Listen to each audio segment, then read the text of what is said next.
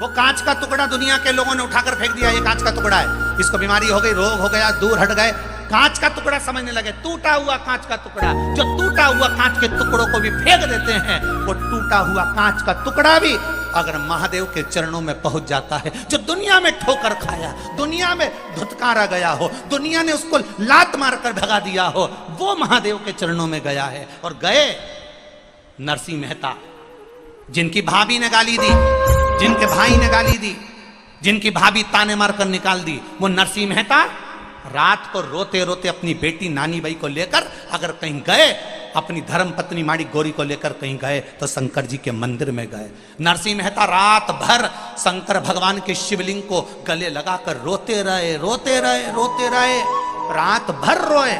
मेरा महादेव सुबेरे प्रसन्न हो गया।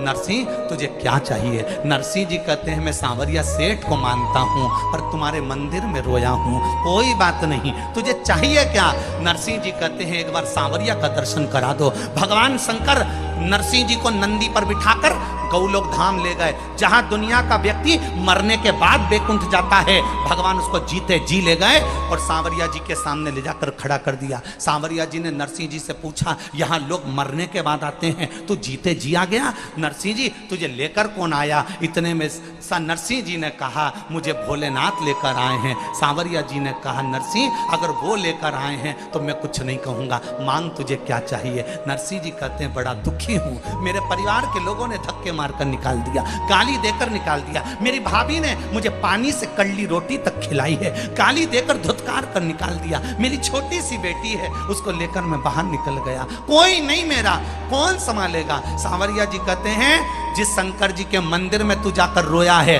वो महादेव हल्का नहीं है, उसने तुझे सांवरिया से मिला दिया। जा नरसिंह, दुनिया के लोग तुझे भले धुतकारे, शंकर ने गले लगाया इसलिए मैं तुझे गले लगाता हूं, मैं तुझे राख केदार दे देता हूं, जब जब गाएगा तेरा सांवरिया दौड़ कर आएगा। और नरसिंह जी गाते थे, सांवरिया सेठ आता था। सांवरिया सेठ ने पूछा नरसिंह कभी तूने मुझसे पूछा नहीं कि मैं दौड़ कर क्यों आता हूं? क्योंकि मैं दौड़ कर तेरे लिए नहीं, महादेव के भक्त के लिए आता हूं। जब महादेव का भक्त मुझे बुलाता है मैं दौड़ कर चले आता हूं।